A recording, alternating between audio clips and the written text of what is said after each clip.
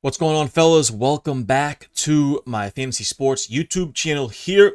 We already have a bunch of videos out for the week. We have our Thursday Night Football Showdown video out. We have Best Values video, Top Stacks. So make sure you're checking out the channel for all the videos throughout the week. In today's video, we're going to break down the Friday Night Showdown, a little special treat this year. You know, usually we start with Thursday Night Football every year. We don't usually get a Friday game, so this is pretty fun here. And we got a good game. The Chiefs on the road here going against the Chargers in LA. I'm sure Taylor Swift will be in attendance there for the Chiefs. We're going to start it off here with the Chiefs side. If you guys do enjoy this content, I just started my channel, so if you can please subscribe, really helps me out. I'm trying to build this thing up as well. If you can give this video a like, I really appreciate it. I'm on social media at TDavisBrand on all platforms. I also have a Patreon, which is available down link in the description below. It gives you access to my private Discord, as well as my cheat sheet with all my best hidden plays for every main slate of every single week. All right, I'll start it off here with the Chiefs. You know, we don't need to talk too much about Patty Mahomes. We're trying to get him in every lineup we can. Now, I will say the last few years hasn't been as good for Mr. Mahomes, right? I think he's gotten a little bit more conservative. You know, he plays smarter, doesn't turn the ball over, relies on the defense. He still has that major upside every single week. I think his weapons are pretty good this year. I expect Hollywood Brown to be very healthy, and he's one of my favorite plays on the slate, which we'll get to in a second. But I think Hollywood Brown's going to be healthy. Xavier Worthy, I think, is going to take a step up as well. So I like those two on the outside. You still got Juju in the slot.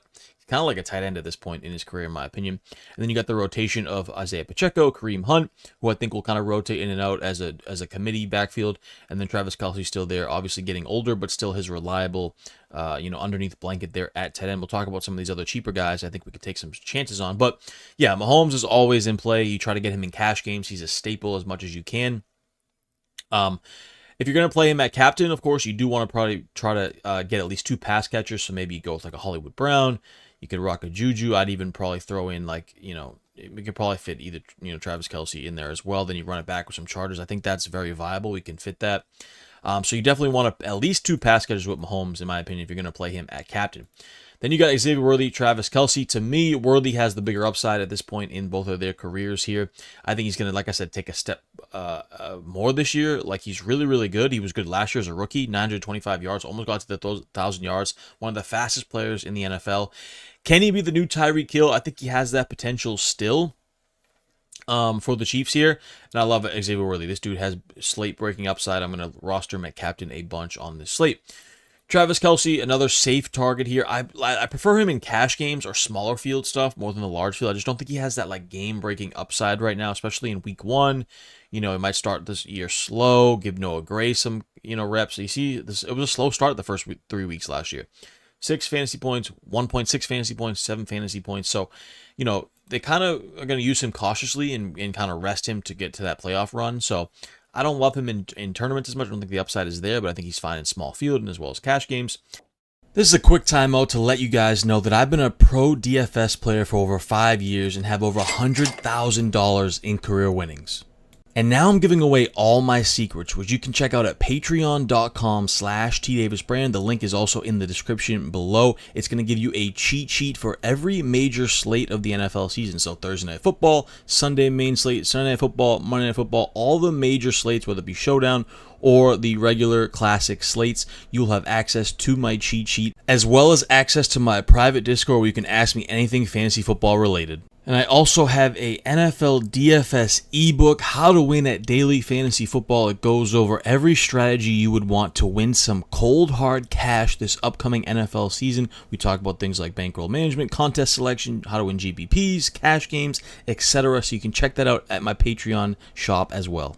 Then you got Isaiah Pacheco, Kareem Hunt. I think in small field stuff, if you're playing like less people in your tournaments, I'd probably set a rule where I max one of Pacheco and Hunt. I don't want to play them together. However, in large field where you're trying to get unique, you're trying to get different, I think you could play them together because I think they both can get there. Like if this is a slow, slug it out type of game and they both get like a rushing touchdown, the score's like 17-14, and those are the two guys that score, like you're going to win your tournaments. You're going to have a potential to win a tournament like that. So I don't love playing them together, Pacheco and Hunt. For the most part, I probably usually would set a rule where I max one of them on a showdown slate like this, where they're both going to be, in my opinion, very, very utilized in this offense. I think both can make a difference in large field tournaments. Hollywood Brown might be one of my favorite plays on the slate here. I think he's fully healthy, like I said.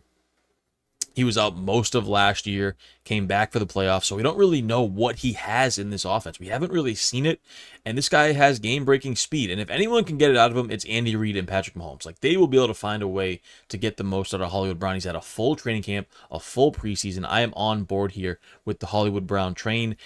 He's going to be one of my, if you guys are, subscribed to my Patreon, he's probably going to be in my top plays in my cheat sheet down there, so I'm locking and loading Hollywood Brown on this slate.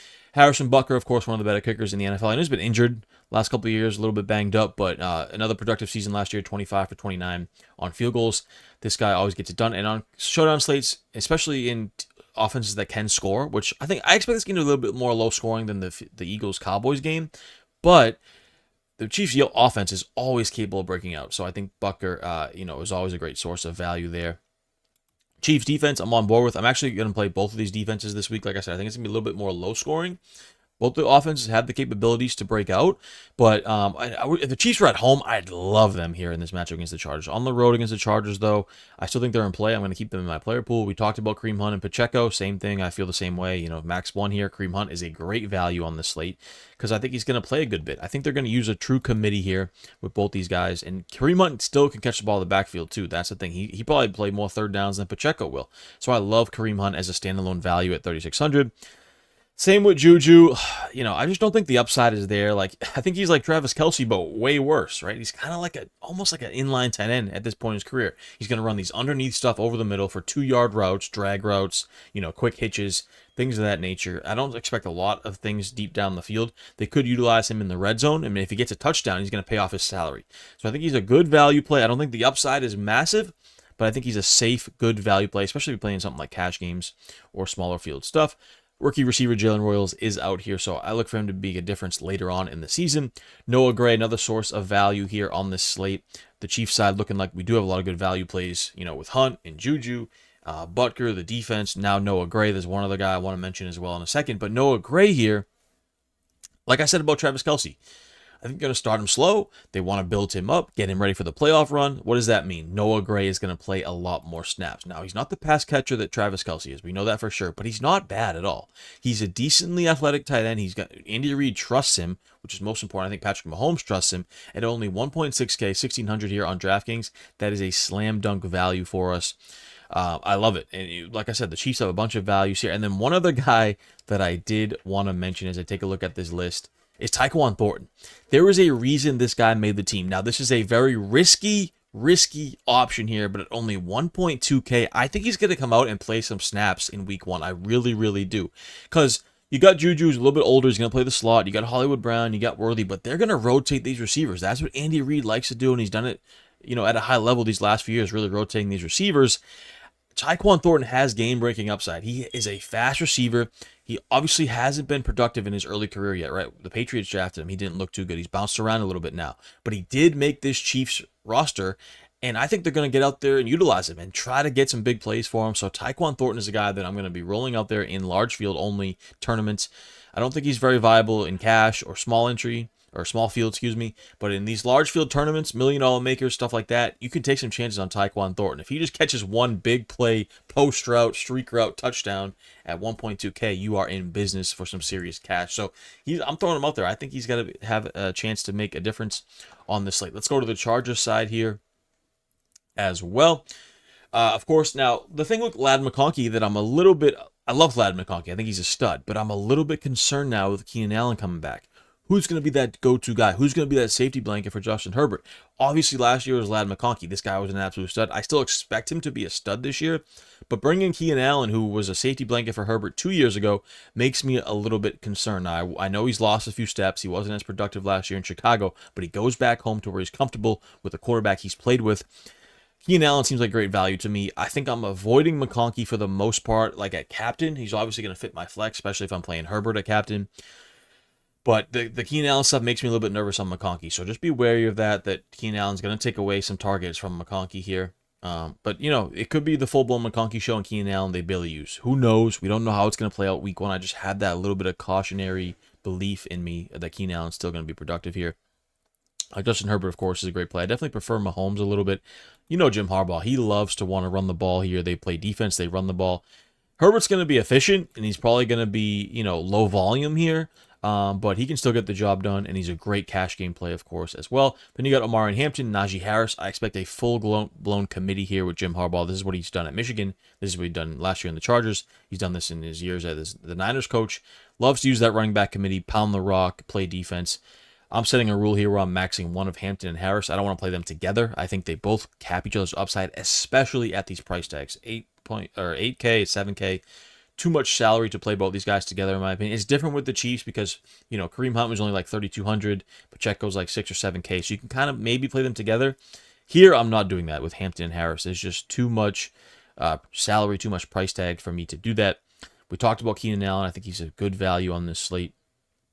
What else? We have Quentin Johnston I think we'll see a rotation here of like Quentin Johnston, Trey Harris. I think KLS could also rotate in for a few snaps there at receiver outside of the other two. So I think you can set a rule here where you max one of Johnston and Harris and KLS. You could probably maybe play KLS with them. But Johnston and Harris, I'm definitely setting a rule there where I max one. I think they're going to kind of rotate on the outside. And, the price tags aren't great. But if they catch one big pass, we're in business. So I'm going to keep them in my player pool, probably large field only, and I'm setting a rule, like I said, maxing. One of them, Dicker, the kicker, he's one of the best kickers in the NFL. Definitely, like Butker, I'm going to be, great source of value. Not much to say about the kickers. We like to do that, use them, and especially good kickers, especially good high-powered offenses that have the capabilities.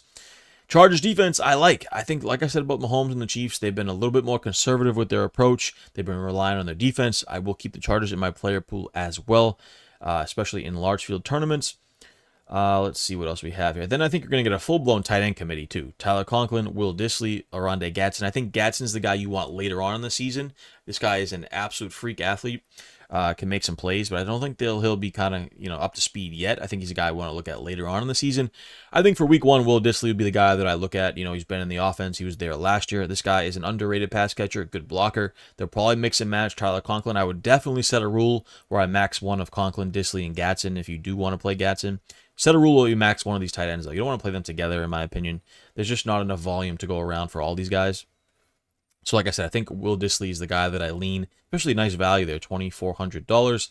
Hassan Haskins, I know Jim Harbaugh loves. I don't think he'll play much, maybe some special teams, maybe a couple carries, but at 2K, if he was like, $600, $200, maybe we take a few chances, but at 2K, no interest there. Talked about KLS. I think he's worth considering in your large field player pools. I actually prefer Tyquan Thornton over him for the value, but you can still, like I said, keep him in there.